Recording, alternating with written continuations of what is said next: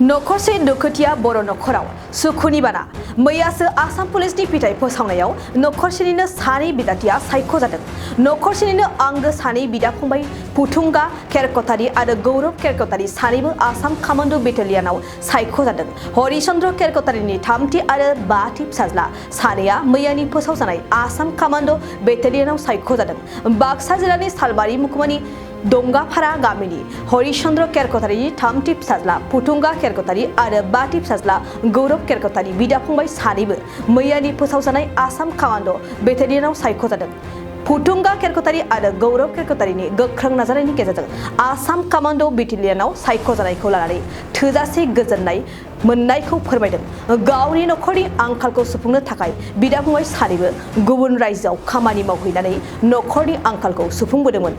पुथुंगा केरकटारि आरो गौरव केरकटारि मोनहा नाथाय दुखुथिया नखरा मैयानि फोसावजानाय आसाम कामान्ड' बेटालियनाव सायख'जानायखौ लानानै नखराव खुसिनि मोदै बोहैदों। लोगोसे लाख'हायै गोजोननाय मोननायखौ फोरमायदों। नखरनि जोनोमगिरि बिमा देरसिन बिदा आरो पुथुंगा केरकटारिनि अनसुलि बिसिया।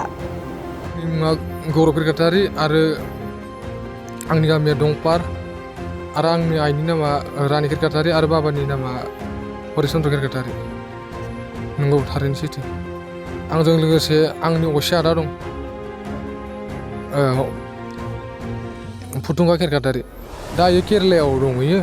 ओमफ्राय दा हरनि 8टायाव गाखोगोन, गाबोन सफैगोन इयो। आंनि आदाया 84.46 मोनदो आरो आङो 78.46 मोनदो। सानैबो जमा मोनखादों? सानैबो जमा मोनखादों। सानैबो जमा इन्टारभिउ होदोंमोन? सानैबो जमा इन्टारभिउ होदोंमोन आदाजों आंजों। बहा जायामोन इन्टारभिउआ? बरबरियाव। मैयानि फोसावजानाय रिजाल्टखौ आङो जोबोद मोजां मोनदों आरो आं गोसोखौ गोजोननाय मोनदों। सिगांफ्राव खनबेसे इन्टारभिउ होखोमोन? आं सिगां बरबरियावनो खेबथाम होखांबायमोन इन्टारभिउखौ। APRO, आसाम कामान्ड' आरो आसाम पुलिस। ओमफ्राय दा आसाम कामान्ड'आव जाना फैबाय। खनब्रैयाव मोनबाय? खनथामाव। नोंनि बिदाया खनबेसे होखोमोन? आदाया खेबबा 6बारालागै जाबायमोन। दा मैयानि जे रिजाल्ट बेवहाय सेलेक्सन जानानै नोंथांमोनहा गोजोननाय दं? गोजोननाय दं, हाजासे गोजोननाय दं। थांखियानो इनोखामोन। दा नोंसोरो जेनेबा ओरैनो खेला दुलायाव जुरित' जाना दंमोन नामा, लोब्बा जानानै? खेलायाव बिदि गैद्रायाबाबो ओरैनो भलि गेलेयोमोन, आदायाबो गेलेयोमोन, आंबो गेलेयोमोन। माबायदि खस्थ' खालामदोंमोन नोंसोर? खस्थ'आ बहुद खस्थ'। जोंहा न'खराव बिदि गैया, गोरिब। आदा बिदा फंबाय जोंहा गोबां 6 जन बिदा फंबाय। ओमफ्राय आब' सानै दङ, आब' सानैयाबो हाबा जाबाय आंना। ओमफ्राय बिदिनो खस्थ' जायो, बिदिनो हाजिरा मावो। केरेला बेंगालराव थांदोंमोन, ओमफ्राय फैनानै बिदिनो नागिरनानै दा थांखिखौ जाफुंनाय मोनबाय आरो। दा बेखौ लानानै गोजोननाय दं? बेखौ लानानै आंहा बहुद गोजोननाय दं आरो आंनि आइ आफा आरो आदा मोनहा बहुद गोजोननाय दङ। जयना 22आव जों एपइन्टमेन्ट मोनगोन। आंनि क्वालिफिकेसना HS पास। बिदाया? आदायाबो HS पास। साइन्सआव फरायदोंना आर्ट्सआव? आर्ट्सआव। नोंथांमोना ओरैनो दिनै साख्रि मोननायनि सिगाङाव माबाफोर मावोमोन नामा? जेबो मावामोन, बिदिनो हाजिरा मावोमोन, हाजिरा खामला गामियाव मावोमोन। केरेलायाव मावहैदोंमोन, ओमफ्राय आं 9 माह मावना फैदों केरेलायाव। ओमफ्राय आदायाबो दा जाथ'वा, रिजाल्ट मोनथ'यैखाय थांदोंमोन, दा रिजाल्ट मोननायखाय फैफिनबाय। नोंनि बिफाया मा मावोमोन? आंनि आफाया एख' मावा, बिदिनो हाजिरा मावग्रा। गोजोनदों बुहुद फिसाफोरखौ, बेखौनो हास्थायखादोंमोन नालाय। बेनिफ्राय दा बिदि जाफुंबाय जोंनि फिसाफ्रा। दा बे सासे हिनजावना 3 नाम्बार। ओमफ्राय सासेया? सासेया 4 नाम्बार। सानैबो खनसेनो सेलेकसन जादों? ओं, सानसेनो जाबाय खनसेनो। मा नाम? बेखौ उरखाव होनो, ओमफ्राय आरो सासेया आरो पुथुंगा होनो। गोजोननाय दं थोजासे? दं। माबायदि फेदेरबोदोंमोन? बिराद खस्थ'यै फेदेरबोदों। दिनै सोरबा खामला मावदों, माबा माबि फानदों, जाहोदों फिसाफोरखौ। थेवबाबो फोरोंबाय जोङो। दा बिदिनो फिसाफोरखौ दे नोंसोरनि फिथाइखौ नोंसोरनि दिनाव मोनजाबाय खोमा नोंसोर साननायखौ माव होननानै जों फिसाफोरखौ बुङोमोन आरो फरायहोनायावबो जों खस्थ'यैनो फरायहोबाय दा आरो इन्टारभिउ बिदिनो थांनाय समाव नोंथांमोना माबायदि मदद जादों? इन्टारभिउ थांनाय समायावबो जोङो फिसाफोरखौ दिनै आलारि बाथि फोजोंनानै फिसाफोरखौ मोजाङै मोजां मोनहैथों मोजाङै मोजां जाफुंथों साननाया होननानै फिसाफोरखौ बोर सारस्रि हरो फिसाफ्राबो आथिं आखाइ हमलाङो बिमा बिफाखौ खुलुमलाङो थोजासे दा नोंसिनि न'खराव दिनै सुखुनि मोदै सुखुनि मोदै बोहैदों साबैसेमोन नोंसिनि फिसाफ्रा?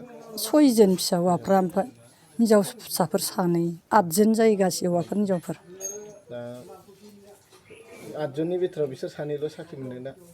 बिसोर सानैल' इसोरो दा बिदि केरेलायावनो दंहैयो आरो खामानि मावनो दं? 3 दंहैयो खामानि मावनो हिनजाव मोननाय सासे गारजाबाय हिनजावा गैथ'वा बर्थमान आंनि फंबाय सानैया दिनै मैयानि दिनाव कामान्ड'आव सेलेक्ट जानायनि थाखाय आंहा जोबोद गोजोननाय दं ओरैबायदि खस्थ'नि गेजेरजों आंनि फंबाय सानैया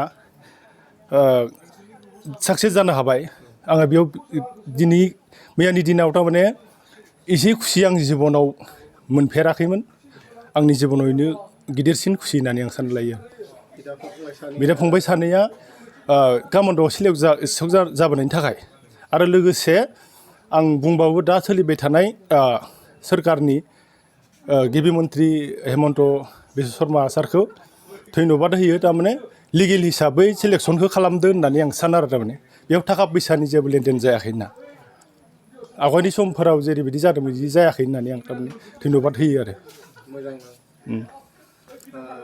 थारैनो बिसोरो फंबायमोना बेसेबां नाम्बार? ओरैनो आंनि फंबाया सासेया गेदेरा फुरुंगा केरकाटारि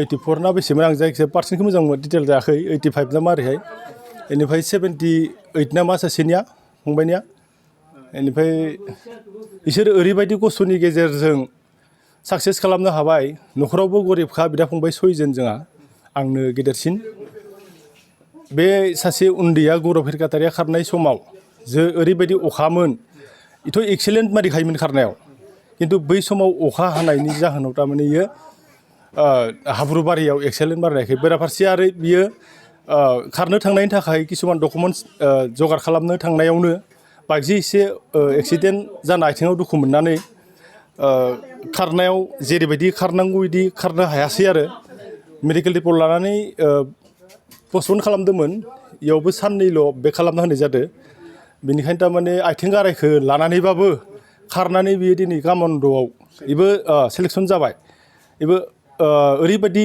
गोजोननाय दं आं थारमाने बिनि फंबाय सानैनि थाखाय बुंना खुसि आंना लाख'नो हाया थारमाने मेगनाव खुसिनि मोदै गयो आं थारमाने गाबनो ओंखारनाय बिदि दाबो आरो ओरैबायदि खुसि आरो ओरैबायदि खस्थ'नि गेजेरजों बिसोरो केरेला बेंगलराव थांनानै हानायमानि नाजानायनि गेजेरजों थाइसे थाइनै गावसोरबो दिहुनो हाजिरा मावना केरेला बेंगलराव थांनानै बेनिफ्राय आंबो हानाय बायदियाव थाइसे थाइनै सहाय खालामो बिमा बिफायाथ' जेबो गैखाया जेबो हरनो हाखाया उल्था बिसोरखौसो जों माबा मोनसे मावना फिसिनो गोनां जाना दं बिसोरबो बोरायबाय बुरिबाय बेखायनो थारमाने आं ओरैबायदि गोजोननाय मोनदों बार बुंबाय दं थारमाने गोजोननायखौ न'खरैनो गासिबो गामियावनो जेनेबा जोंनि गामियाव ओरैबायदि खुसिया ओरैबायदि थारमाने जोंनि गामियाव दंग'फार गामियाव डिफेन्सआव बा पुलिसाव साख्रि मोननाय सासेबो गैफेरामोन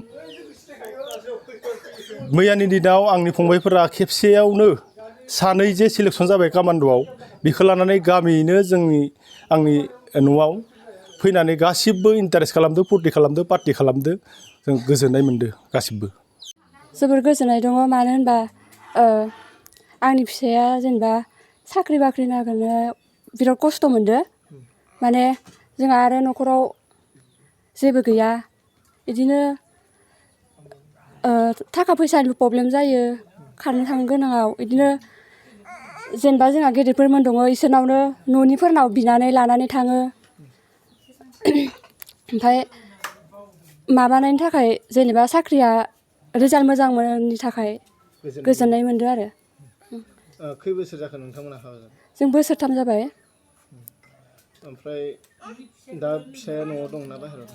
न'आव गैया इयो केरेलायाव दंहैयो दा फैगासिनो ओं कम्पानियाव दङ कम्पानियानो दा फैगासिनो इयो ओमफ्राय मानोना रिजाल्टखौ नेबाय थाबाबो जायाना मानो होनबा न'खरा जोंहा अबस्थाया मोजां नङा नालाय ओमफ्राय बेनि थाखायनो रिजाल्ट मोजांबाथाय फैफिनसिगोन रिजाल्ट मोजां नङाबाथाय इयावनो थाथ'सिगोन ओरैनो बोसोरथामसो इदि होननानै थांदो आरो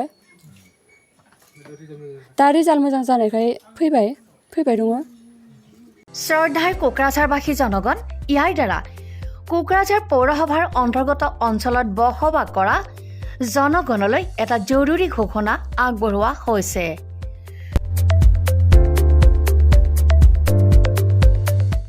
কোকৰাঝাৰ পৌৰসভাৰ অধীনত প্ৰপাৰ্টি বা হোল্ডিং টেক্সৰ সেল্ফ এছেছমেণ্ট আৰু ৰি এছেছমেণ্টৰ কাম পূৰ্ণ গতিত চলি আছে। যিসকলে এতিয়াও সেল্ফ এছেছমেণ্ট বা ৰি এছেছমেণ্টৰ কামবোৰ সম্পূৰ্ণ কৰা নাই তেওঁলোকলৈ আমাৰ বিনম্ৰ অনুৰোধ আপোনালোকে অতি সোনকালে অনলাইন যোগে সেল্ফ এছেছমেণ্ট আৰু ৰি এছেছমেণ্টৰ কামসমূহ সমাধান কৰি লওক।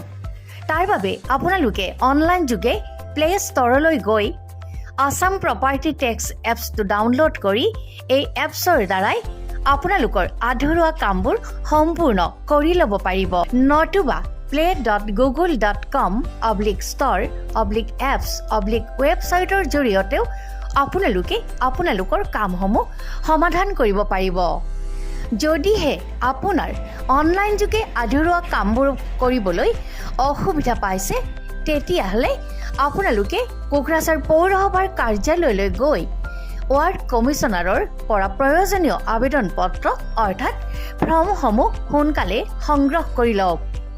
বিতংকৈ জানিবলৈ কোকৰাঝাৰ পৌৰসভা কৰ্তৃপক্ষৰ সৈতেও যোগাযোগ কৰিব পাৰিব। ইতিমধ্যে আপোনালোকৰ সহায়ৰ বাবে মেগা কেম্প কাৰ্যসূচী অনুষ্ঠিত কৰি থকা হৈছে। ধন্যবাদ।